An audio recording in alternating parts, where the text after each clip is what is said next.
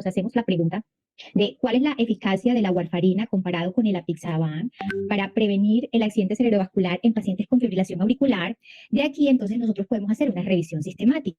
¿Sí? Buscamos todos, absolutamente todos los ensayos clínicos que hayan comparado la warfarina versus el apixaban para prevenir el accidente cerebrovascular en esos pacientes con fibrilación auricular. Buscamos todos los ensayos clínicos. Si los ensayos clínicos tienen, digamos, características similares y tienen similar riesgo de sesgo, en el sentido en que son de buena calidad, nosotros podemos hacer un metaanálisis en donde combinamos todos estos estudios para responder a esta pregunta, y eso es lo que llamamos un metaanálisis de comparaciones directas. Aquí, en este metaanálisis, solo podemos obtener la eficacia comparativa entre la warfarina y el apixaban. Como muchas cosas, pues en la medicina, usualmente no tenemos solo dos intervenciones para una misma patología. A veces tenemos muchas intervenciones, muchas opciones terapéuticas. Entonces, ¿qué pasa si nosotros de pronto cambiamos la pregunta y ya no queremos saber solo la comparación entre la warfarina y el apixaban, sino que nos hacemos una pregunta más grande? Por ejemplo, nos preguntamos cuál es la eficacia comparativa de todos los anticoagulantes disponibles para prevenir el accidente cerebrovascular en pacientes con fibrilación auricular. Lo que encontramos es que no hay solo dos anticoagulantes, sino que por lo menos en este ejemplo particular encontramos cuatro anticoagulantes. Encontramos warfarina, apixaban, dabigatran, rivaroxaban. Para este escenario, nosotros podemos partir entonces inicialmente haciendo metaanálisis de comparaciones directas, es decir, buscamos todos los estudios que comparan la warfarina con el apixaban, los unimos, todos los estudios que comparan la warfarina con el dabigatran, los unimos, todos los del apixaban con el dabigatran, los unimos, los combinamos, y el dabigatran con el rivaroxaban, los unimos, los combinamos, ¿cierto? Entonces tenemos metaanálisis de comparaciones directas que no están comparando solo dos intervenciones. Pero esto nos da la ventaja de que si tenemos, por decirlo de alguna manera, comparadores comunes, en este caso tenemos la warfarina comparada con el apixaban y la warfarina comparada con el dabigatran, aquí tenemos la posibilidad de armar una red, en el sentido en que yo aquí empiezo a construir estos circulitos que los vamos a llamar nodos, en donde yo combino aquí todos los estudios que me comparan la warfarina con el apixaban, todos con el dabigatran, y a su vez los del dabigatran que me comparan el rivaroxaban. Cuando tengo comparadores comunes, puedo armar una red, puedo anclar una red, ¿sí? Y el análisis que se hace a esta red es lo que se llama un metaanálisis en red. Eso es simple metaanálisis en red, ¿sí? Aquí quiero que nos quede algo muy importante. El metaanálisis en red, ¿qué nos está presentando cuando anclamos o cuando armamos? Miren que nosotros partimos de comparaciones directas, o sea, de comparaciones de pares por lo menos. Entonces, lo que me está presentando cuando yo armo la red, cuando yo la anclo, esta comparación que es la warfarina versus el apixaban, esto es lo que indica que hay evidencia directa, es decir, que hay estudios disponibles que me están comparando la warfarina con el apixaban. Donde vemos líneas es porque hay por lo menos un estudio que me está mostrando la efectividad comparativa de estas intervenciones. Y cuando no vemos líneas, cuando no existen líneas, es porque no hay ningún estudio que nos esté comparando por lo menos warfarina versus rivaroxaban, o que nos estén comparando apixaban versus rivaroxaban. Entonces, quiero que con esta diagramita dejemos unas definiciones claras para que cada vez que nos enfrentemos a un diagrama de metaanálisis en red, sepamos qué significa cada cosa. Estos circulitos, que usualmente se presentan como círculos, se llaman nodos. Usualmente los nodos están representando las intervenciones que se están comparando. ¿Sí? Entonces, este nodo representaría la warfarina, este el apixaban, este el dabigatran, este el rivaroxaban.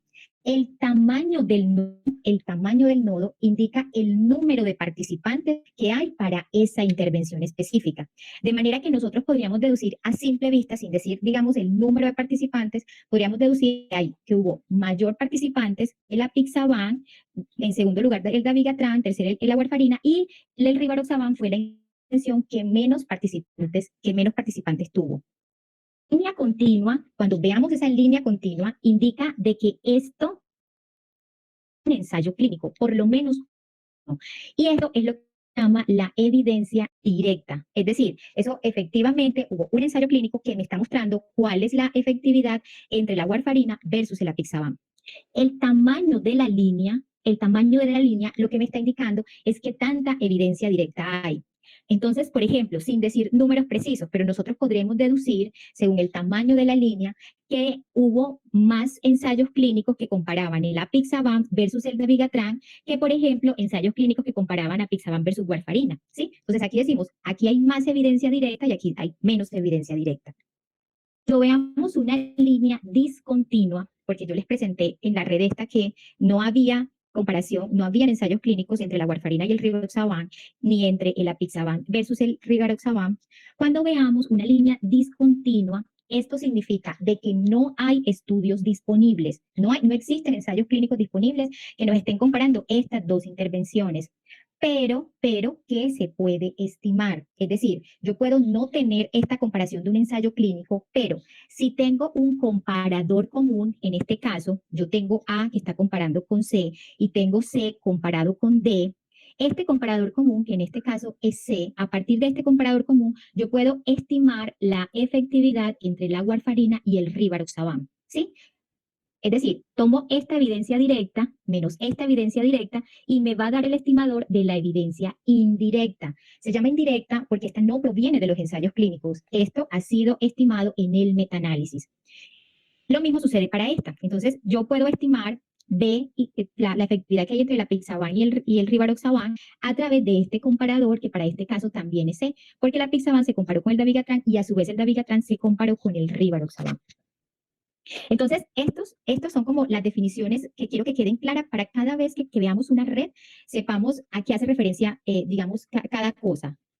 A qué hace referencia el nodo, a qué hace referencia la línea continua, a qué hace referencia la ausencia de línea o la línea punteadita y a qué hace referencia el tamaño de la línea. Ahora, las intervenciones o los nodos no solo tienen que ser intervenciones de diferentes medicamentos. Por ejemplo, yo podría sacar diferentes nodos si para mí la dosis del medicamento fuera importante. Entonces, yo podría sacar, no sé, apixaban de 100 miligramos, apixaban de 20 miligramos. Sí, o sea, dependerá como de lo que el investigador haya querido identificar de qué es lo que va a considerar como la intervención. En este caso, solo estaban considerando en sí el medicamento, por eso los nodos son los medicamentos. Bueno, esto es claro para todos. ¿Cómo vamos a interpretar cada vez que veamos un diagrama en un metaanálisis en red? ¿Aló? Sí, señora. ¿Sí? Listo. Yo sé que Listo. es una pregunta, Doc. Sí, dígame. La diferencia concreta entre metaanálisis y revisión sistemática que aún no la comprendo adecuadamente. No, ninguna diferencia. Un metaanálisis en red parte de una revisión sistemática. Nosotros nos hacemos una pregunta clínica cualquiera. Buscamos todos los estudios disponibles para responder a esa pregunta. Si mi pregunta solo tiene dos comparaciones, digamos, mi pregunta solo tiene dos comparaciones, a mí solo me interesa la warfarina versus el apixaban, yo hago un metaanálisis. El apellido que le quiero poner para que no nos confundamos es que lo llamamos metaanálisis de comparación directa, ¿sí? Pero es el metaanálisis que vimos en la sesión pasada. Una revisión sistemática, pero solo tengo dos comparaciones. Bueno, pero si yo lo que tengo es una revisión sistemática, pero que me está comparando múltiples intervenciones, ya no puedo quedarme solo en un metaanálisis de comparación directa. Yo hago el metaanálisis de comparación directa para tratar de identificar todos los estudios que responden a esas comparaciones con pares. Pero como a mí me interesa hacer un análisis teniendo en cuenta a todas las comparaciones disponibles, si esos estudios están presentando comparaciones que tengan comparadores comunes, por ejemplo, en este caso, yo tengo aquí, supongamos que todos estos son metaanálisis directos, todos los estudios que comparaban estas comparaciones directas. Y si yo encuentro de que tengo estudios que me están comparando, en este caso, warfarina con apixaban, pero también hay estudios que me responden a la warfarina con el dabigatran, se forman como comparadores comunes, que son el nodito que anclan la red, porque yo cuando los uno, yo puedo responder en un mismo análisis cuál es la efectividad con el apixaban, pero también en ese mismo análisis cuál es la efectividad con el dabigatran. Y a su vez, mira que acá también tienes otro comparador común. Esto también lo unes, lo anclas a la red para responder a esta pregunta, por ejemplo, el dabigatran versus el rivaroxaban, y a su vez el dabigatran versus la warfarina.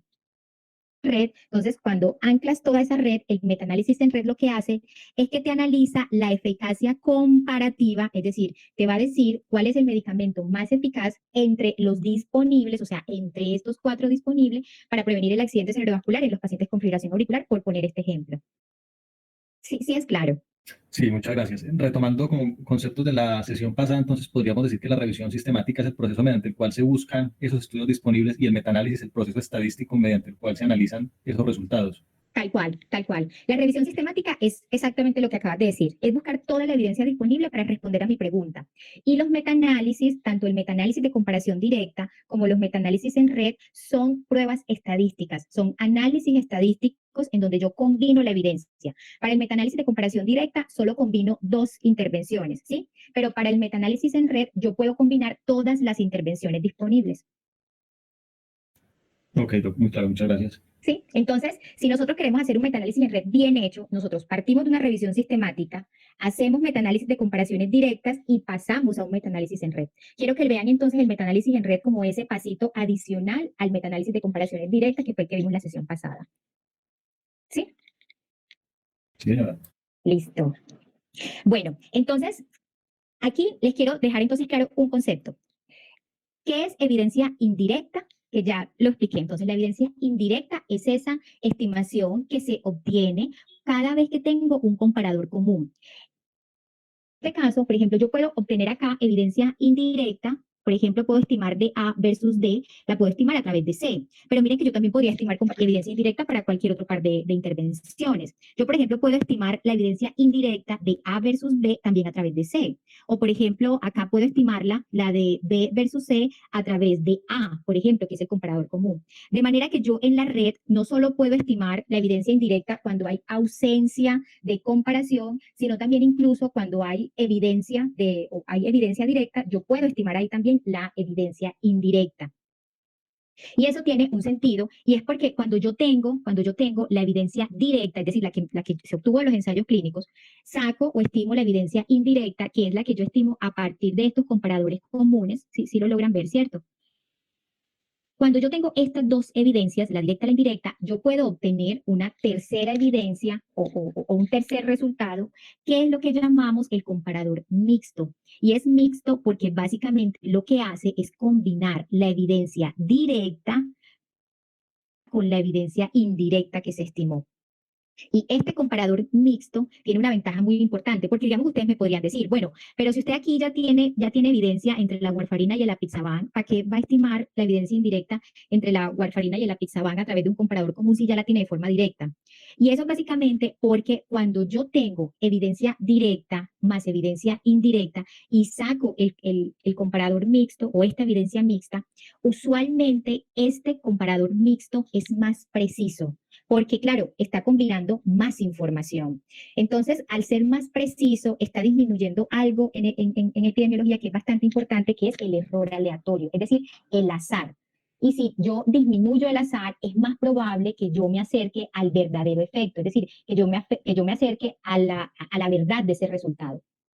Entonces, para cada par de comparaciones, nosotros, si tenemos evidencia directa y tenemos comparador común, podemos estimar la indirecta, y si tenemos evidencia indirecta más evidencia directa, podemos estimar el comparador mixto. Y el comparador mixto va a tender a ser más preciso, es decir, le va a tender a uno a dar una mejor información que cualquiera de estos dos por separado, ¿sí?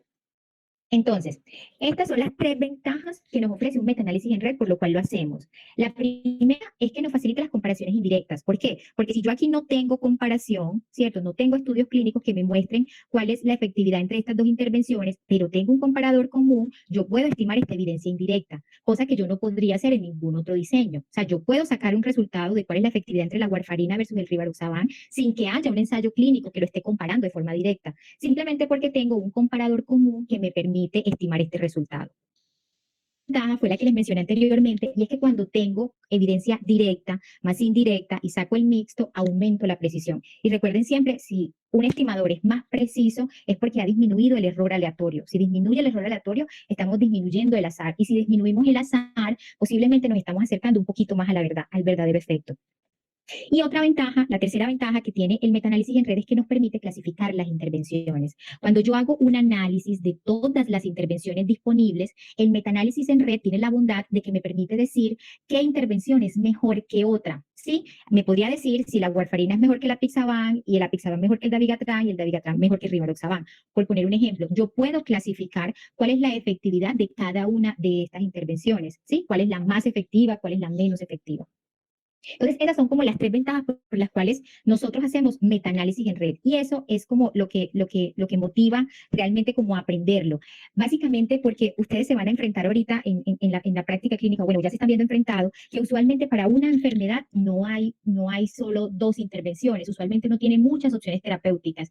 Y el metaanálisis en red es el único diseño, bueno, si de pronto tengo un ensayo clínico que me logra comparar todas las intervenciones, cosa que es poco probable, si no tengo como un ensayo clínico que me lograría hacer todas esas comparaciones, entonces el metaanálisis en red será entonces el único diseño que me permita compararlas de forma simultánea y hacer un análisis global de todas estas intervenciones en cuanto a su efectividad comparativa. Bueno, ahora, estos son los dos supuestos. A ver, así como esto tiene sus ventajas, ¿cierto? De facilitar las comparaciones indirectas y estimar este comparador mixto para aumentar la precisión, para que eso sea válido, es decir, para yo decir que es válida esta evidencia indirecta o este estimador indirecto y que es válido este comparador mixto, hay dos supuestos que se deben cumplir. Entonces, yo quiero que se lo aprendan de esta manera. El supuesto para que la evidencia indirecta sea válida es que se cumpla el supuesto de la transitividad. Si hay transitividad, que ya les voy a explicar en qué consiste, les voy a poner un ejemplo, yo puedo creer en ese estimador indirecto o en esa evidencia indirecta. Y el supuesto para yo creerle a este estimador mixto es que se cumpla este supuesto de coherencia. Bueno, vamos entonces a ahondar como un poquito en eso. A ver, la transitividad o el concepto de transitividad se refiere a que características de los estudios que yo estoy comparando sean en promedio similares. Es decir, si yo armé una red que me compara Pixaban, Warfarina y Dabigatran, lo que yo espero es que las características del estudio, de la población, de la forma de administrar la intervención, de los desenlaces que se miden, todas esas características que hacen que sean similares, ¿sí? O sea, que los estudios sean comparables, todas esas características se mantengan a lo largo de la red. Es decir, que la población que esté aquí en el grupo de la Pixaban sea en promedio similar a la que esté en el grupo de la Warfarina, sea en promedio similar a la que está en el grupo de Dabigatran. ¿A qué concepto se les parece ese de la transitividad, del metaanálisis de comparaciones directas? La homogeneidad. A la homogeneidad. Muy bien, excelente. La homogeneidad. Entonces, miren, la forma más fácil de aprenderse este concepto de transitividad es hacer un símil con la homogeneidad. La homogeneidad se refiere a que las características entre A versus B sean en promedio similares, ¿cierto? Porque la homogeneidad es para el metaanálisis de comparaciones directas. Entonces, la homogeneidad lo que me quiere decir es que A versus B son en promedio similares. La transitividad, ojalá se lo aprendan como el concepto un poco más amplio de la homogeneidad, que sigue siendo la misma homogeneidad, pero la transitividad quiere decir que se aplique para toda la red. Es decir, no solo para las comparaciones directas, sino para todas las comparaciones que están en la red. Eso es la transitividad, porque si yo quiero estimar esta comparación de A versus C, lo que yo quisiera, ¿cierto? O lo que yo necesito para que eso sea válido, es que lo que se está comparando en A versus B y a su vez en B versus C sea en promedio similar, para yo decir de que este estimador que voy a sacarte acá realmente representa a la población que yo quiero, a la población que necesito, ¿sí? Entonces, ese es el concepto de la transitividad. Pongo como un ejemplo, porque yo les había dicho que asumamos que de aquí A versus B hay un metaanálisis de comparaciones directas y de B versus C hay un metaanálisis de comparaciones directas también. Y pongamos que lo que queremos estimar es esta estimación indirecta de A versus C porque no tenemos estudios. Entonces, miren, ejemplo de comparaciones directas. Aquí tenemos A versus B y vemos que en A versus B, o sea, aquí hay tres estudios, tres ensayos clínicos están comparando estos dos. Entonces, miren la edad media, 23 años, 41 años, 34 años. Y el porcentaje de mujeres acá, 48% en el ensayo 1, 51% en el ensayo 2 y 45% en el ensayo 3. Y quiero que vean la dosis de la warfarina que se utilizó en los diferentes estudios. En el estudio 1 se utilizó de 100 miligramos, en el estudio 2 se utilizó de 200 y en el estudio 3 de 200. Esto para esta comparación de A versus B. Y miremos esta de B versus C, o sea, este de acá. Entonces también 3 estudios, esta fue la edad media, miren el porcentaje de mujeres y miren la dosis de la warfarina, 100 miligramos en el ensayo 1, 50 miligramos en el ensayo 2 y 100 miligramos en el ensayo 3. ¿A ustedes qué les parece específicamente de esa dosis del medicamento? ¿Es comparable, no es comparable? ¿Se mantiene el concepto de la transitividad? No, pues pensaría uno que hay unas diferencias muy grandes entre las dosis. Digamos, hay unos que, por ejemplo, si fuéramos a estimar B y C frente al otro estudio, pues hay unos que tienen unas dosis de 50 y otros de 200, pues que ya es un rango ya bastante grande. Entonces pensaría uno que la transitividad no se está aplicando. Exacto, correcto. Y eso es lo que yo quiero que se lleven entonces para su cabeza. Usualmente, entonces, uno lo que le debe interesar es que las características de los estudios sean en promedio similares, ¿sí? Porque lo que dice el compañero, si nosotros tenemos, digamos, aquí ensayos clínicos que son de 200 miligramos y otros ensayos clínicos que son de 50 miligramos, pues podemos ver afectado en dos desenlaces. Uno puede ser la efectividad del medicamento o dos, los efectos adversos. Por ejemplo, pudiera ser de que los pacientes que reciben 200 miligramos tengan rangos supraterapéuticos y con eso generen mayor sangrado. Y por el contrario, los pacientes que reciben solo 50 miligramos, pues tienen rangos infraterapéuticos y no llegan nunca a metas. Y por lo tanto, pues no se pueden beneficiar de la intervención, que en este caso es la warfarina. Entonces, esto que sucede aquí, lo que estamos viendo específicamente para la warfarina, es que esto no es comparable. O sea, yo no podría meter a todos los estudios en el mismo nodo de la warfarina porque realmente las dosis no son comparables, no son en promedio homogéneas. Y por eso, este estimador que yo saque de acá no será válido. No será válido. O sea, yo no le puedo creer a este estimador indirecto si de donde me parte, digamos, la información es completamente heterogénea. ¿Sí? Entonces, usualmente la transitividad tiene algo y es que no hay prueba estadística para evaluarla. En los metaanálisis no vamos a encontrar prueba estadística que nos hable de la transitividad. La transitividad se debe evaluar a través del ejercicio clínico, ¿sí? Entonces, usualmente lo que hacemos es que revisamos la tabla 1 en donde se reportan las características de los diferentes estudios y con eso analizamos si las características de las intervenciones son en promedio similares entre toda la red de intervención. Y con eso se evalúa si se cumple o no el supuesto de la transitividad. Entonces, eso quiero que quede claro. La transitividad en la tabla 1 que nos presenta las características de los estudios. Y es un análisis y un juicio que es clínico, no es metodológico, no hay una prueba estadística, es clínico. Es si a nosotros como clínicos nos convence de que esas intervenciones son comparables o si definitivamente no lo son. Bueno, el supuesto que se tiene que cumplir en un metaanálisis en red es el supuesto de coherencia. Y la coherencia hace referencia al acuerdo que hay entre evidencia directa y la evidencia indirecta. Porque me explico. Cuando nosotros evaluamos la coherencia, lo que queremos saber es si estos dos estimadores, es decir, si el directo y el indirecto están apuntando a lo mismo, porque eso habla de lo que nosotros llamamos en la ciencia, que es la consistencia o la reproducibilidad, ¿cierto? Uno cree en el efecto de una intervención, si esa intervención es consistente a lo largo de diferentes estudios y si eso puede ser reproducible. Entonces, esto es más o menos un ejemplito chiquito de lo que tiene que ver con esos dos conceptos de la consistencia. Decía a mí, por ejemplo, la evidencia directa que proviene del ensayo clínico me dice, por poner un ejemplo, que A es superior a C. Lo que yo espero es que cuando yo estime la evidencia indirecta a través de este comparador común que es B, la evidencia indirecta también me diga lo mismo, que A es mejor que C. Entonces, ese acuerdo es lo que llamamos la coherencia. Que yo tengo evidencia directa e evidencia indirecta, yo puedo sacar un estimador mixto. Y a ese estimador mixto, pues le evalúo si es coherente o no.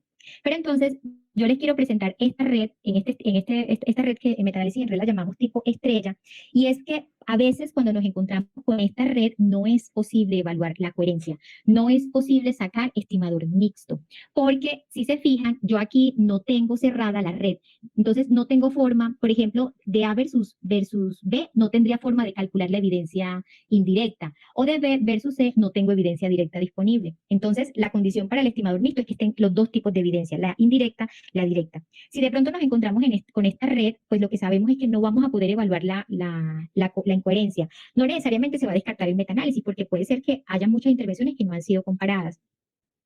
Pero lo que sí sabemos es que no vamos a tener estimador mixto, y si no tenemos estimador mixto, recuerden que lo que no tenemos es como el aumento en la precisión, ¿sí? Pero también podemos encontrar esta red tipo estrella. Ahora, ¿cómo yo evalúo que este comparador mixto sea coherente? Hay dos formas. Una muy sencilla, que es la que yo quisiera que ustedes se aprendan, porque es bastante simple de entender, es básicamente comparar la evidencia directa, o sea, el metaanálisis, el efecto combinado de la evidencia directa versus el efecto combinado de la evidencia indirecta. ¿Cómo se llama este gráfico? Este es el forest plot. Este es el forest plot, exacto, este es el forest plot. Entonces, en este forest plot, aquí me están comparando A versus C. Y me dicen que la comparación directa me dio esto, 0.9 y va el intervalo de confianza entre 0.54 a 1.15. Y que el indirecto me dio 1.2, que va de 0.60 a 2.2. Una forma simple, rápida de evaluar la coherencia es ver si estos dos intervalos de confianza se solapan. Recuerda que yo les había dicho que el puntico es El riesgo.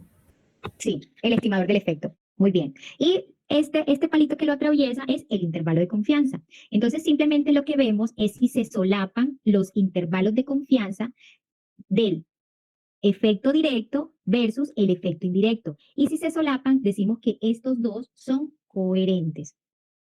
Pero por el contrario, nos podemos encontrar lo siguiente. Aquí tenemos el tamaño del efecto o el riesgo peso, como le quieran llamar, el estimado del efecto con su intervalo de confianza. Este es el de las comparaciones directas. Y miren este de las comparaciones indirectas, de la comparación indirecta. ¿Qué les parece? Se contradicen. Que se contradicen. Muy bien. Cuando yo tengo esto, cuando yo tengo que la evidencia directa va para un lado y la evidencia indirecta va para el otro, ¿ustedes le creerían a este estimador? Pues no se debería, pues son diferentes, se contradicen. Exacto, Uno va a exacto. favor, otro en contra, podemos decir. Exacto, de manera que lo que salga de este estimador mixto muy probablemente se debe al azar, ¿sí?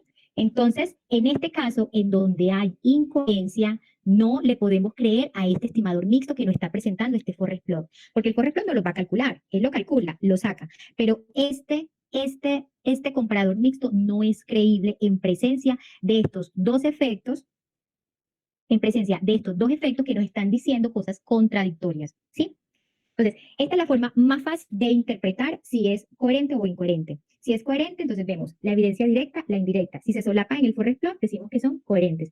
Y si por el contrario apuntan a cosas diferentes o a efectos diferentes, decimos que hay incoherencia. Y el estimador mixto, porque la información que nos dé, según el supuesto de los metaanálisis en red, no se debería considerar válida. Bueno, otra forma entonces de también evaluar la incoherencia es a través de los métodos estadísticos. El problema que tienen los métodos estadísticos es que carecen de potencia, es decir, muchas veces no logran detectar la incoherencia cuando en realidad la hay. Entonces esto puede ser como engañoso para nosotros.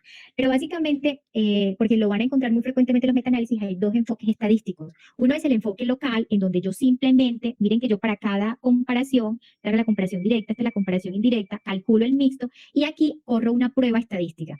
Entonces, yo de aquí, si el p-valor, aquí saco como un p-valor, y si el p-valor me dice que es menos de 0.05, pues se sugiere que hay una incoherencia estadísticamente significativa, ¿sí? Lo mismo que hacíamos como para la prueba de inconsistencia o de heterogeneidad que hablamos en los metaanálisis de comparaciones directas. Y otro enfoque también para evaluar la incoherencia es el enfoque local. Aquí la prueba tiene en cuenta todas las intervenciones y tiene en cuenta todos los estimadores mixtos. Lo mismo, corre la prueba, saca un p-valor y si el p-valor es menor de 0.05, pues sugiere que hay incoherencia estadísticamente significativa. Entonces, esas son las dos formas, viendo el forest plot, donde comparamos el directo y el indirecto, o simplemente viendo las pruebas estadísticas y ver el p-valor que dio. Pero teniendo en cuenta que las pruebas estadísticas tienen poca potencia, de manera que no podemos creer ciegamente lo que nos diga una prueba estadística. Bueno, y la tercera ventaja que yo les había mencionado previamente que tenían los metaanálisis en red es que nos permite clasificar las intervenciones. Y esto suena súper taquillero para cualquiera que lea un metaanálisis en red, pero no nos vamos a dejar confundir. Te les voy a explicar. Entonces, estos son los que llamamos rangogramas o rangogramas, los podemos encontrar de las dos formas. Entonces, básicamente lo que hace es que calcula la probabilidad de cada intervención de ser la mejor, la primera, la segunda, la tercera, la cuarta o la quinta. Por ejemplo, en términos más sencillos, si yo tengo 5 intervenciones, pues yo tengo 5 puestos, ¿cierto? Entonces, lo que hace el rangograma es que me calcula la probabilidad de que las intervenciones, cuál va a ser la primera, cuál va a ser la segunda mejor, la tercera mejor, la cuarta mejor o la quinta, ¿sí? Va a calcular las clasificaciones de acuerdo al número de intervenciones que tenga. Si yo tengo 10 intervenciones, pues voy a calcular 10 puestos, a ver quién queda como en cada puesto. Se puede calcular entonces tanto para la eficacia o los beneficios de la intervención como también para los efectos adversos. Entonces, por ejemplo, aquí vamos con estos ejemplos. Esta es la clasificación de la aspirina, ¿sí? La línea azulita lo que nos muestra es el beneficio para prevenir el accidente cerebrovascular. Y la línea rojita o moradita lo que nos muestra es la probabilidad de que el paciente presente hemorragia grave. En este ladito tenemos entonces las probabilidades que van de 0 a 1. Y en esta parte tenemos entonces las 6 posiciones, porque para este, no les traje todo, pero para este estudio habían 6 intervenciones. Ahora, nos da entonces para el primer lugar, segundo lugar, tercer lugar, cuarto, quinto y sexto.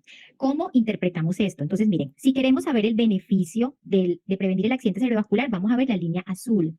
Entonces vemos que la aspirina ocupa el quinto lugar, probabilidad del 90% de ocupar el quinto lugar para prevenir el accidente cerebrovascular. En caso de hemorragia grave, la aspirina ocupa el cuarto lugar, o sea, esto puede ser como un 47% de ocupar el cuarto lugar para presentar hemorragia grave.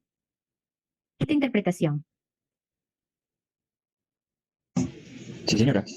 Bueno, entonces usted dígame, ¿cuál es el medicamento que tiene más probabilidad? O sea, ¿cuál es la que ocupa el primer lugar de presentar hemorragia grave y cuál ocupa el primer lugar de presentar un beneficio en prevenir el accidente cerebrovascular, según estas gráficas? En hemorragia grave sería la Pixaban.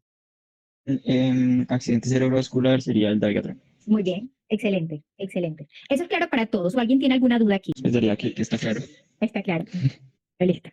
Bueno, entonces estos rangogramas son los que nos permiten entonces identificar cuál será la posible clasificación de las intervenciones. Bueno, esto es como una ventaja o un análisis estadístico que nos da el metaanálisis en red. Ahora, todo metaanálisis, bueno, aquí les quiero comunicar una cosa. Yo acá, estos rangogramas me muestran el primer lugar, yo puedo saber exactamente cuál es la probabilidad, por ejemplo, de la Pixaban. Esto puede ser, voy a poner un ejemplo, el 82% ocupar el primer lugar para hemorragia grave. Pero hay una forma que ustedes también pueden encontrar que proviene de estos análisis, que es lo que llaman SUCRA. Pero el SUCRA es básicamente un resumen de la información de estos rangogramas. Básicamente porque el SUCRA lo que nos va a presentar es la probabilidad acumulada de las intervenciones. Hay un ejemplo en donde les voy a presentar ya no un rancograma, sino un SUCRA. Pero lo que les quería presentar de aquí del rancograma es que esta es la forma de cómo interpretamos las clasificaciones, de cómo sabemos cuál intervención queda en el primer lugar, cuál intervención para un beneficio o para un desenlace, por separado. El primer lugar, el segundo lugar, el tercer lugar. Y cuando hablamos de SUCRA, nos está presentando la probabilidad acumulada de esa intervención ser la más efectiva o la más perjudicial. Bueno, y finalmente en un metaanálisis en red también se hace lo que es la calificación de la evidencia. Nosotros hacemos los primeros 5 pasos, si se acuerdan de esto, son los mismos del metaanálisis en red, que son evaluar el riesgo de sesgo, la inconsistencia, la evidencia indirecta, la imprecisión y el sesgo de publicación. Solo que hay que evaluar 2 supuestos adicionales, que son los que se deben cumplir, que son los que mencionamos de la intransitividad y de la incoherencia. Esto también se tiene que evaluar entonces en el GRADE y finalmente con esta evaluación conjunta es que vamos a decidir si esa evidencia, o sea, si esa comparación mixta que nos presenta el metaanálisis en red es de alta calidad, moderada calidad, baja calidad o muy baja calidad, es lo mismo que hacemos en el GRADE del metaanálisis de comparaciones directas, solo que aquí adicionamos 2 pasitos o 2 evaluaciones más que son los 2 supuestos que debe cumplir el metaanálisis, entonces la intransitividad y la incoherencia. Hay esta guía que se las quiero presentar, que es una guía que sacaron para los pediatras, pero yo creo que puede ser aplicable para todos, en donde con 3 aspectos podemos como guiarnos para hacer un análisis crítico de un metaanálisis en red. Tiene que ver con la credibilidad. Esto es básicamente los aspectos de evaluar de una revisión sistemática cualquiera. Tiene que ver entonces también con la certeza, y aquí es básicamente el GRADE. Miren que aquí evalúan si hubo riesgo de sesgo, si fueron precisos, si fueron consistentes, si las comparaciones indirectas son confiables, que en este caso esto es la transitividad, si son consistentes los resultados directos e indirectos, que en este caso es la coherencia, el sesgo de publicación, y esta que son los rangos de tratamiento, que si se presentaron pues los rangos de tratamiento, que son los rangogramas pues que acabamos de ver. Y finalmente, unas preguntas que uno se hace para saber si esa intervención esa revisión que yo estoy evaluando se aplica, digamos, a mi práctica clínica, que es básicamente saber si la calidad de la evidencia es buena, cuáles son las limitaciones y se pueden aplicar esos resultados a mis pacientes. Esto es básicamente una guía, pues, pero yo pienso que cuando uno está empezando como el análisis de un metaanálisis en red, le puede servir bastante para guiarse. Bueno, hasta aquí, ¿tienen alguna pregunta, duda, inquietud del metaanálisis en red? Pues yo tengo una duda, pero va un poquito más general, y es, por ejemplo, cuando hay asociaciones de estas indirectas, digamos que eso es bueno para formular hipótesis, o digamos que si se cumple el principio de intransitividad, uno podría tomar eso como un nivel de evidencia alto al rango de un metaanálisis o de una revisión sistemática. A ver, no entiendo mucho la pregunta, pero vamos a ver si la logro. La evidencia indirecta se estima por dos razones, básicamente.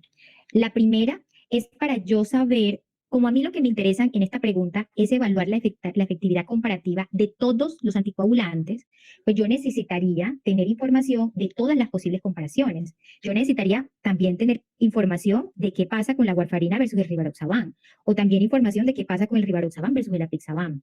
Pero los estudios, no hay ningún ensayo clínico que me lo haya hecho. O sea, no tengo forma porque los ensayos clínicos no me hicieron esa comparación. Si yo tengo un comparador común, yo puedo estimar esta evidencia o esta eficacia relativa entre estas dos comparaciones. Esto yo lo tengo que estimar, o sea, la evidencia indirecta aquí es importante a la hora de tener el conjunto de todas las intervenciones disponibles, porque yo necesito saber si la warfarina es mejor que la apixaban, que el dabigatran, pero también me interesa saber si la warfarina es mejor que el rivaroxaban. ¿Sí? O sea, yo necesito que haya información de cada una de las comparaciones. Si vienen los ensayos clínicos, la llamo evidencia directa. Y si no vienen los ensayos clínicos, pero hay comparación común, yo la llamo evidencia indirecta. Pero también entra en el análisis del conjunto de intervenciones que yo tengo disponibles para la red. Entonces, porque eso es lo que me permite sacar esas clasificaciones. Donde no hay estudios disponibles, yo puedo sacar un resultado o una estimación del efecto. ¿Sí? Ahora, cuando la evidencia indirecta no se cumple el supuesto de la transitividad, Gray lo castiga. Y es que Gray, cuando saca ese resultado, o sea, cuando se estima ese efecto en el metaanálisis y se encuentra que hay intransitividad, esto inmediatamente le baja la calidad de la evidencia. Entonces, muy seguramente, ya yo de ese estimado, no voy a decir que es de alta calidad, sino que posiblemente es de moderada o de baja calidad. O sea, y si la calidad de la evidencia, por ejemplo, a mí me reporta que es de baja calidad, pues yo no creo, o por lo menos creo como un poquito más de desconfianza de ese resultado. ¿Sí? Entonces, para eso es básicamente, ese es como el primer escenario donde necesitamos la evidencia indirecta. Y el segundo escenario donde necesitamos la evidencia indirecta es porque cuando yo tengo evidencia indirecta, pues yo puedo comparar cómo se comporta el resultado de la indirecta versus la directa. Y con eso saco ese estimador mixto. Y si ese estimador mixto es coherente, pues este será el estimador que más información me dé. Este será el estimador más valioso que yo tenga para interpretar los resultados. Sí, me explico. Esas son como las dos razones para yo sacar la evidencia indirecta. Con respecto a lo de generar hipótesis, pues bueno, a ver, uno podría generar hipótesis en el sentido en que, voy a poner un caso específico pues que a mí me pasó. Cuando yo hice un metaanálisis en red en donde tenía varias intervenciones, pero resulta que esas intervenciones, la forma como medían el desenlace era diferente y la forma como se implementaban también eran diferentes. Por supuesto que cuando estimé esa evidencia indirecta, pues esa evidencia indirecta no tuvo validez porque no había la transitividad. O sea, variaba tanto la intervención como la forma de medir el desenlace. Una hipótesis o algo que yo pudiera sacar o algo que yo pudiera narrar en la discusión es que de pronto se necesitaría que los investigadores se pongan de acuerdo de la forma como medir el desenlace que yo estaba analizando. Para mi caso era adherencia a la medicación. Entonces yo me encontraba con que algunos investigadores medían la adherencia por escalas, otros lo medían con índice de posesión de medicamentos, otros lo medían con conteo de píldoras. Entonces, ¿cuál fue de pronto mi teoría como a ese problema que encontré de la intransitividad, es que en la investigación la forma de medir la adherencia pues no está unificada. No todos los investigadores miden la adherencia de la misma forma. Y sería bueno pues para las investigaciones que de pronto utilizáramos un gol estándar digamos, se creara un gol estándar para medir la adherencia y que todas las investigaciones se pusieran como de acuerdo de la forma como medirla. Pero ese estimador indirecto que yo estimé no tiene nada de validez. O sea, a ese estimador indirecto que yo estimé no se le podía creer. A mí me tocó descartarlo. Sí, sí es claro.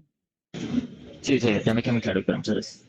Ok, bueno, ¿alguna otra pregunta? Bueno, entonces deduzco que no, entonces vamos a hacer un ejercicio rápidamente, 15 minuticos, en donde vamos a analizar este metaanálisis en red, o por lo menos yo se los voy a presentar y ustedes me dicen como sus apreciaciones.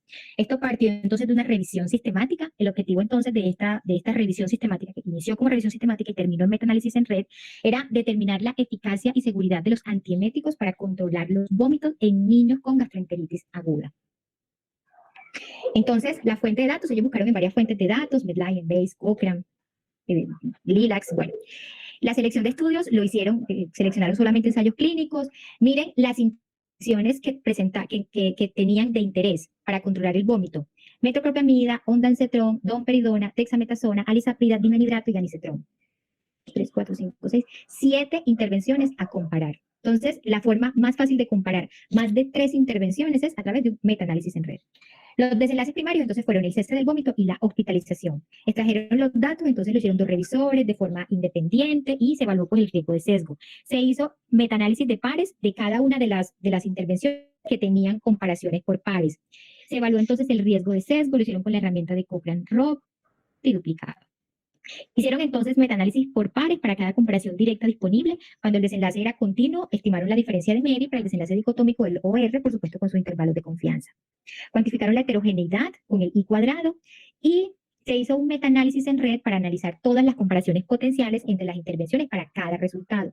Recordemos que yo les presenté acá 2, que fueron el cese del vómito y la hospitalización.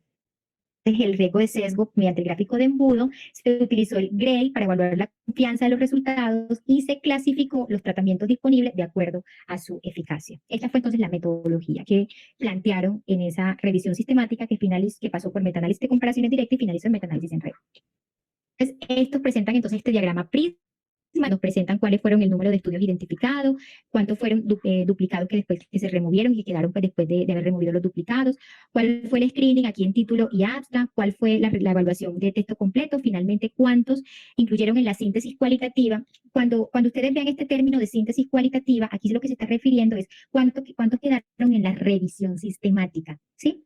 Y finalmente, cuántos incluyeron en la síntesis cuantitativa, que cuando veamos el término cuantitativo es cuántos llegaron al metaanálisis, sea metaanálisis de comparaciones directas o metaanálisis en red. Listo. Recuerden entonces que uno podría ir a buscar la razón por la cual se excluyeron los artículos. Está en el suplemento. Diagramas de red. Este es el diagrama de red para el cese del vómito y este es el diagrama de red para la hospitalización. ¿Quién me describe este diagrama de red del cese del vómito? Que el ondansetron, pues veo que la tiene un grosor, bueno, que el grupo de personas que participaron en la intervención de ondansetron y placebo fue la misma, pues por lo que veo que los nodos tienen el mismo tamaño. De pronto el placebo un poquito más, pero bueno, sí, hágale. Ah, bueno, las mujeres nos ganarán siempre ahí. Eso es visual. Pero ahí está perfecto. Entonces, bueno, ¿cuántas intervenciones hay en total para el cese del vómito? Yo veo 7. Muy bien, 7. Incluyeron entonces al placebo. Bueno, son las intervenciones que más participantes tienen. Ondansetron y placebo. Muy bien. Y la que menos tienen, Bueno, como el dimenidrato y el ganisetrón, ¿cierto? sí. Ok. Bueno, para entre comparaciones, había más ensayos clínicos disponibles, más evidencia directa disponible. ¿Para qué comparaciones por pares? Ondansetron versus placebo. Ondansetron versus placebo. Muy bien. ¿Y cuáles comparaciones no provienen de ensayos clínicos?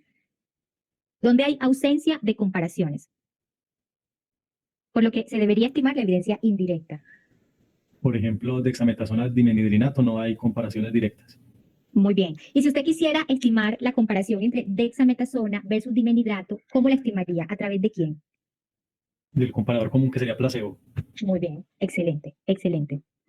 Bueno, y para esta de hospitalización, así rápidamente. Son 6 nodos. Las intervenciones con más participantes fueron ondansetron y placebo. el mayor número de estudios directos fueron entre ondansetron y placebo. Sí, No hay estudios comparativos directos entre diminuhidrato y granisetron, ni con diminuhidrato ni dexametasona, ni con domperidona. Pues hay excelente. varios que no hay. Excelente, excelente. Bueno, entonces, eso quiere decir que nos quedó muy claro la forma como vamos a interpretar un diagrama de red, ¿cierto? Listo. Bueno, entonces ahora les quiero presentar la forma más práctica como los metanálisis en red nos presentan el tamaño del efecto o el estimador del efecto y su intervalo de confianza. Y es que si digamos ellos nos presentaran forest plot, pues imagínense, nos tendrían que presentar comparaciones casi que pues, de todas las disponibles y eso haría de que fuera gigante y nos perderíamos como mucho en la información. La forma como ellos lo presentan es a través de esta tabla que se llama tabla de liga, ¿sí? Esta es como el nombre técnico de la tabla de liga. Y en la tabla de liga nosotros vamos a encontrar las intervenciones, vamos a encontrar los desenlaces, sí, los desenlaces. Súper importante, en una tabla de liga solo podemos encontrar los resultados de 2 desenlaces, pero nosotros podemos tener metaanálisis que tengan más desenlaces. Pero entonces yo tendría que hacer tabla de liga por cada 2 desenlaces, ¿sí? Forma, entonces aquí están presentadas las intervenciones, ¿sí? Y esto, intervenciones que es lo que me va a permitir estimar como, o sea, ver a qué comparación está haciendo referencia. Entonces, miren, aquí nos está presentando el desenlace de cese de vómito, ¿sí? Y la forma como se debe interpretar o cómo lo vamos a ver es de derecha a izquierda. De manera que todo lo que quede debajo de estas intervenciones está haciendo referencia al cese del vómito. Ay, perdón, al cese del vómito. Y todo lo que quede encima de las intervenciones está haciendo referencia a la hospitalización. Ahora, los colores, ellos lo presentan de acuerdo a lo que arrojó el resultado según la clasificación de Gray. De manera que yo aquí puedo ver rápidamente cuál es la calificación de la evidencia de ese resultado. ¿Sí? Entonces ellos nos presentan de que un verde oscuro representa alta calidad de la evidencia, un verde clarito moderada, un amarillo clarito baja y un rojo, que le llaman como rojo claro, muy baja. Entonces miren que aquí yo tengo una alta calidad de la evidencia, una moderada, una baja y una muy baja. Simplemente entonces para los colores. Y los resultados que hayan sido estadísticamente significativos. ¿Qué significa estadísticamente significativo? Un p-valor menor del 5%. No. Con el intervalo de confianza. Dímela mejor con el intervalo de confianza. Que no cruce la línea del 1.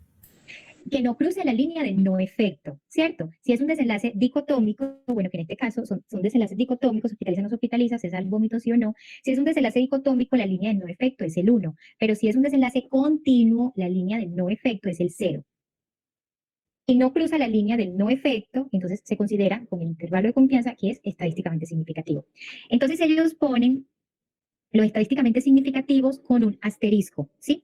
Entonces, la forma como se interpreta, yo les voy a dar uno y ustedes me van a decir los demás. No crean que todos. Por ejemplo, yo puedo decir que para el cese del vómito, sí, para el cese del vómito, la metoclopramida, el ondansetron presenta un OR de 3.27 con una interferencia que 21 a 9.2, ¿sí? El ondansetron comparado con la metoclopramida, edad de la evidencia moderada. Sí es claro. La tabla se interpreta de derecha a izquierda, de manera que esta comparación me está representando es el ondansetron versus la metoclopramida. Sí, de pronto con otro ejemplo. Bueno, entonces, por ejemplo, vamos a poner esta de la domperidona. La domperidona, lo que me está diciendo es que la domperidona, en comparación con la metoclopramida, ¿cierto? La domperidona presenta un OR de 1.45, ¿sí? Cuando el OR está mayor de 1, esto está a favor del cese del vómito. Aquí lo que me está diciendo entonces es que la domperidona tiene un OR de 1.45, pero con un intervalo de confianza que va entre 0.42 a 5.41, es decir, no es estadísticamente significativo. ¿Sí? Venga, qué pena, es que pues, arriba estamos mirando el centrón versus la metoclopramida, que va de 1.21 a 9.2, pero lo que yo entiendo es que ¿A dónde? no atravesó Aquí. no atravesó el 1, pero está encima de él, sí, encima de él, pues, es como un verde claro. Este. La primera Ese. de la esquina superior izquierda. Este de aquí. Pues Pero es que no estamos viendo el puntero. A ver. Este. Ese. Ok, sí. Entonces, el OR está mayor del 1, o sea, es 3.27 más, ¿cierto? A favor del cese del vómito, ¿sí? El ondansetron comparado con la metoclopramida. Confianza que va entre 1.21 a 9.2, como está por encima del 1, que no cruza la línea de no efecto, que en este caso por ser un desenlace dicotómico es 1, esto se considera estadísticamente significativo. Yo creo que lo que le llamaba la atención al compañero es precisamente que en el intervalo de confianza el OR puede ser muy débil, porque 1.2 es pues, casi igual a 1. Pues ya eso es otra cosa que se llama imprecisión. A ver, bueno, pueden ser dos cosas. Aquí podemos ver entonces de que tal vez esto es como muy amplio, ¿no? De que va de 1.21 a 9.2. Esto pudiera ser imprecisión. O si de pronto lo que vemos es que está pegado al 1, o sea que el límite inferior del intervalo de confianza está pegado al 1, pero como no contiene al 1, es estadísticamente significativo. Algo diferente fue lo que vimos en la clase pasada o en la sesión pasada, era si lo íbamos a considerar clínicamente relevante. ¿Sí? Porque cualquier persona podría decir, bueno, para desenlaces dicotómicos, tal vez el riesgo acá es un poquito más difícil de estimarlo, pero alguien podría decir, no, para yo considerar que efectivamente esa intervención es benéfica para el cese del vómito, pues yo necesitaría que el tamaño del efecto fuera mayor. ¿Sí? Entonces, pero ya eso es otra cosa que habla de lo clínicamente relevante. Aquí lo que yo les estoy presentando es que la comparación del ondansetron versus la metoclopramida nos arrojó un OR que está a favor del ondansetron, que está mayor de 1, o sea, está a favor del cese del vómito, con un intervalo de confianza que fue estadísticamente significativo. ¿Sí? Los autores en este metaanálisis no plantearon, digamos, umbrales a partir del cual se iba a considerar que la intervención fuera clínicamente relevante. Simplemente, si no cruzaba, digamos, la unidad, por ser desenlace dicotómico, se consideraba que era clínica, que era significativo de forma estadística. ¿Sí me explico? ¿O cuál era la pregunta? Sí, sí, yo creo que ya está mucho más claro. Sí, yo ya quedé claro. Muchas gracias. Qué pena igual se la devolver. No, tranquilo, no, tranquilo. La idea es que todos aprendamos acá. Bueno, pero entonces, ¿sabes qué? Interprétame, por ejemplo, este de dexametasona versus la metoclopramida. Entonces, interprétame el OR y el color. Bueno, empecemos con el OR, está por debajo de 1. Entonces Sí, ahí ya tenemos en cuenta que además la evidencia no me sirve mucho, que si lo hablamos con el grade, dice que la calidad de la evidencia es muy baja. Y como estamos en 0.11 a 5.1, pues me cruzó la línea de no efecto que pasó del 0.1 al 1. Entonces, básicamente eso como que no me sirve para definir nada. entonces, como está menor de 1 y mayor de 1 está a favor del cese del vómito, lo que quisiera decir es que la dexametasona, al parecer, pues va en contra del cese del vómito, ¿cierto? Al parecer como que hasta lo empeora. Y el intervalo de confianza no solo es muy amplio, lo que habla de imprecisión, sino también que cruza la línea del no efecto, que es el 1. Y el colorcito que nos habla de que tiene muy baja calidad de la evidencia, en este caso es el rojo pálido, pues, y nos dice que tiene muy baja calidad de la evidencia de acuerdo al Gray. Teóricamente, en este resultado casi que uno no podría confiar. Bueno, y de la misma forma se interpreta para la hospitalización. Entonces yo comparo ondansetron versus domperidona, ondansetron versus dexametasona versus domperidona. Sí, miren que uno simplemente lo que hace es que separa en la intervención y ve cuál es el intersecto. El intersecto me está presentando el estimado del efecto con su respectivo intervalo de confianza. Aquí, por ejemplo, esto lo que me quiere decir es que miren que el ondansetron, al parecer, está a favor de menos hospitalizaciones, porque fue menor de 1.34. ¿Tienen alguna duda con la interpretación de esta tabla de liga? Porque así es como la vamos a encontrar en un metaanálisis en red. Usualmente no vamos a encontrar los forrestos porque son inmanejables las figuras, entonces esta es una forma mucho más práctica de presentarla. Si tienen alguna duda, si de pronto no saben cómo identificar a qué corresponde cada uno del estimado del efecto con el intervalo de confianza, preguntémoslo sin problema y lo volvemos a repetir. Una pregunta en ese último, el de la esquina superior derecha, el 0.34, es que ondansetron, digamos como el R034 no fue superior al placebo para hospitalización, ¿cierto? Y es estadísticamente significativo, o sea, no, digamos, el ondansetron no prevendría o no evitaría la hospitalización comparado con placebo. ¿Esa es la interpretación o es otra? No. Lo que sucede es que ellos estiman que 1R para hospitalización, 1R menor de 1, está a favor de menos hospitalizaciones, ¿sí? Entonces, Ah, ¿qué listo, ya, ya. sucede? ¿Sí? ¿Qué sucede? Yo pongo el ondansetron, aquí lo estaría comparando con placebo, como es menor de 1, estadísticamente significativo, esto está a favor de menos hospitalizaciones. Entonces siempre nos vamos a fijar en la tabla de liga de cómo los presentando su resultado. Miren que, por ejemplo, que para el cese del vómito era un OR mayor de 1, pero para el caso de hospitalización era un OR menor de 1. ¿Sí? Listo, ya, ahora sí, ya. Muchas Ok. gracias. ¿Alguna otra duda, alguna otra pregunta? Pues por mi lado, creo que estamos claros. Bueno, entonces usted, dígame, por favor, ¿cuál sería, según esta tabla de liga, la intervención que usted recomendaría para disminuir las hospitalizaciones y para el cese del vómito? Pues sería el ondansetron que acabamos de analizar. El GRADE dice que está verde, la evidencia es buena, el intervalo de confianza es bueno, y pues el OR me da a favor de dar ondansetron para que dure menos hospitalizado. Y cese el vómito. Sí, hay el ondansetron tanto para el cese del vómito como para la hospitalización. Es el ondansetron. Bueno, muy Incluso para ese vómito pareciera tener como mejor calidad de la evidencia, porque pues está más oscuro. Sí, sí, pareciera que cuando se compara la calidad de la evidencia fuera mejor, sí, porque acá le dio alta calidad de la evidencia, mientras que, por ejemplo, acá le dio moderada. Entonces, incluso para el cese del vómito, la calidad que respalda a ese resultado es mucho mejor. Bueno, excelente. Entonces yo creo que aquí ya no tenemos dudas con la tabla de liga. Ahora, esto usualmente lo vamos a encontrar en la tabla suplementaria porque es una excesivamente larga y es básicamente porque nos muestran, tanto para la comparación directa como para la mixta, qué dio el Gray para cada uno de esos resultados. Por ejemplo, yo me pregunto, bueno, esta calidad de la evidencia que acá me muestra que es moderada del ondansetron versus la metoclopramida, ¿por qué dio moderada? ¿En qué disminuyó? Yo puedo ir perfectamente a la tabla suplementaria, entonces buscaría el ondansetron, la metoclopramida, placebo versus ondansetron. Es este. ¿Sí me entienden? Este placebo, voy a ir a buscar dónde cruza con ondansetron. Aquí cruzaría con metoclopramida. Aquí cruzaría con ondansetron. ¿Sí es claro?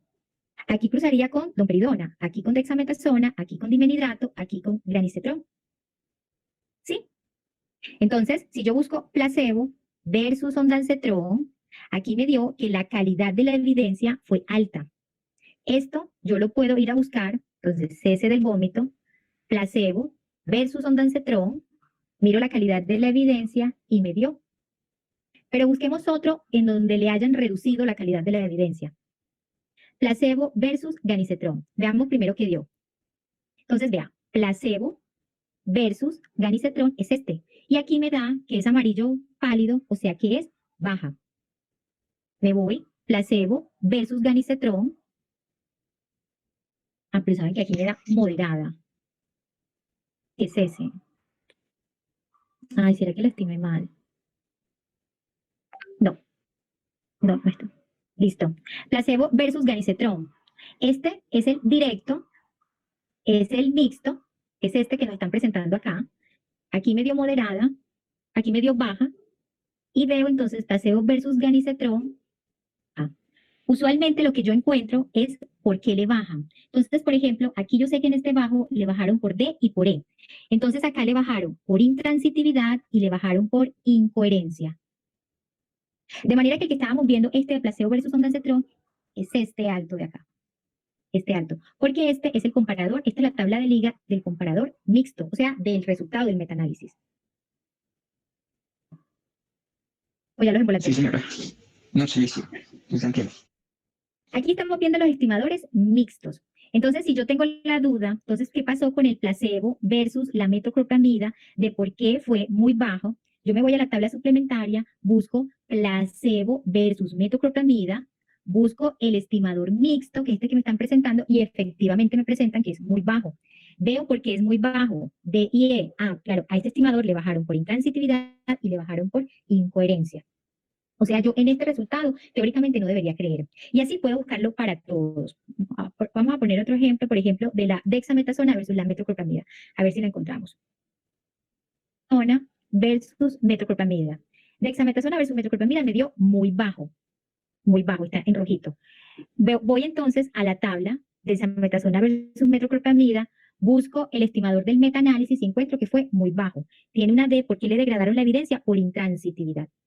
Entonces, yo en estas tablas suplementarias, porque acá simplemente me van a dar el color del estimador mixto, pero yo en las tablas suplementarias puedo identificar exactamente por qué le bajaron la calidad de la evidencia, cuáles fueron las razones.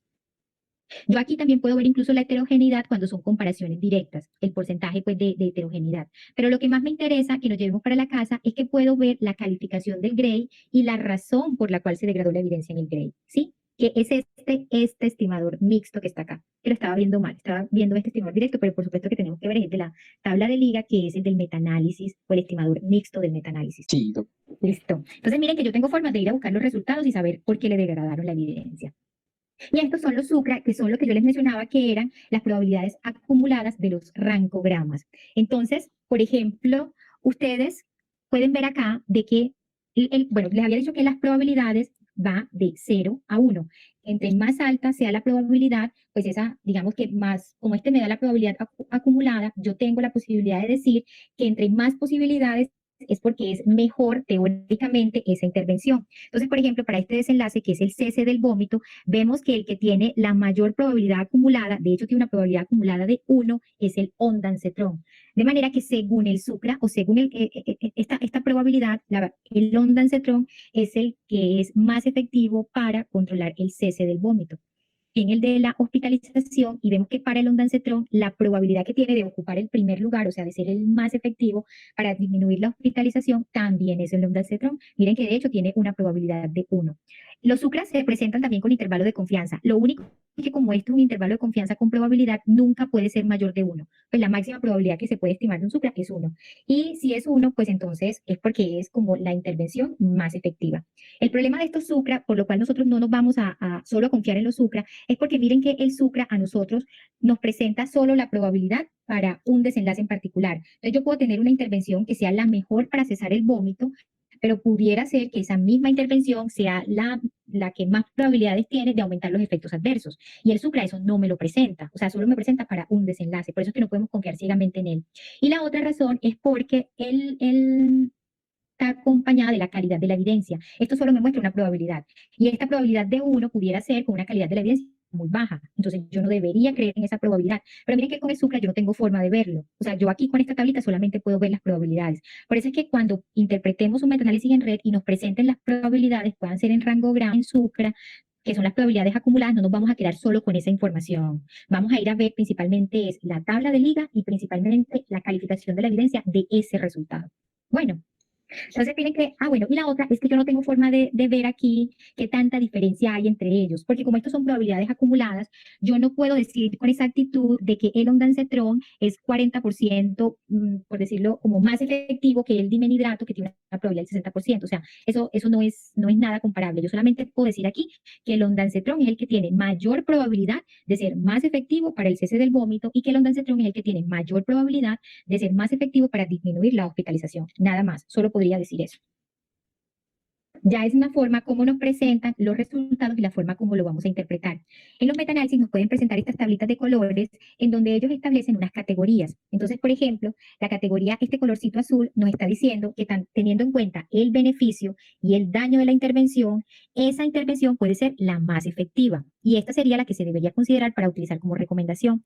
A su vez nos da otras clasificaciones, por ejemplo, si es un azulito más pálido, los colores no son estándar, pues no siempre lo vamos a encontrar así. Los autores pueden modificar los colores, pero no las categorías. Entonces, esta categoría 2 nos dice, por ejemplo, de que podría ser la mejor intervención, pero aquí hay cierta incertidumbre. O sea, digamos, en este colorcito nos está diciendo de que la intervención que tenga este color sería la más efectiva, la más segura y con la que tenga una mayor certeza de la evidencia de que efectivamente funciona. Y ya dependiendo pues, de los colorcitos nos está indicando algo distinto. Por ejemplo, este color que es acá como amarillito pálido nos dice que las intervenciones pueden ser similar al placebo, de manera que pudiera ser como es lo mismo como dar placebo o dar la intervención. Entonces, cuando nos presentan los resultados, nos los pueden presentar con estos colores. Si yo encuentro en este color azul, y este color lo que me está representando es que es la mejor intervención, esto es lo que debo entonces hacerme pensar de que ha sido el ondansetron la que tiene no solo el mejor tamaño del efecto, sino también la mejor calidad de la evidencia y el mejor ranking, ¿sí? De manera que esta sería entonces la intervención que se ubica en la categoría 1, como dijo el compañero ahorita, y sería entonces el ondansetron el que se debería dar para el cese del vómito. Y para el caso, por ejemplo, de las otras intervenciones, miren que de acuerdo también al tamaño del efecto, a la calidad de la evidencia y a la clasificación o al ranking, encontramos que las otras intervenciones son similares al placebo. Entonces, es casi que igual dar placebo o dar cualquiera de estas otras intervenciones. Y para el caso de la hospitalización, también fue el ondansetron la que se ubicó como en el primer lugar. Entonces, es la que tiene también mejor tamaño del efecto, mejor calidad de la evidencia y mejor clasificación, o por lo menos ocupa el primer puesto. Y lo mismo sucedió para las otras intervenciones. Este metaanálisis concluyó que el ondansetron es la única intervención que reveló un efecto en el cese del vómito y en la prevención de las hospitalizaciones. De manera que, de acuerdo a este metaanálisis, con el objetivo que tenía de comparar la efectividad comparativa de todos los antieméticos, ha sido el ondansetron la intervención más efectiva en cuanto al cese del vómito y a la prevención, pues, de las hospitalizaciones. ¿Duda, alguna pregunta? Doctora, muchas gracias, estuvo excelente la charla, sobre todo yo creo que el ejemplo ayuda mucho a comprender, digamos, Este tema el análisis.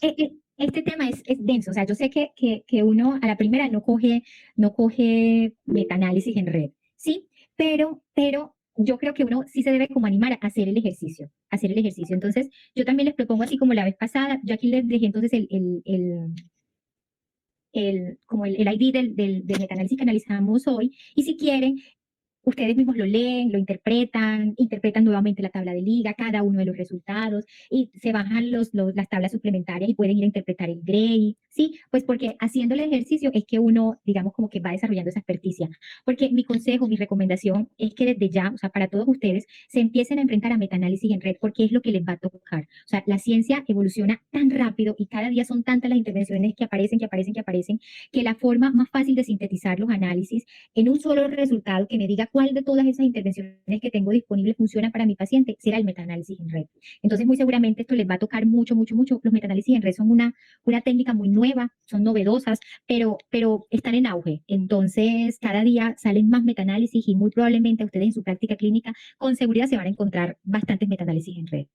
Entonces, ver si les queda alguna duda, alguna pregunta. A mí me interesa mucho que ustedes aprendan. Entonces, me lo comunican. Ustedes tienen mi correo electrónico. Si quieren que hagamos nuevamente lo que sea, porque sí me interesa que este tema de metaanálisis en red a todos les quede súper claro. El día que mañana, pasado mañana, ustedes tengan un metaanálisis en red enfrente, sepan cómo interpretarlo, porque se lo van a encontrar con seguridad.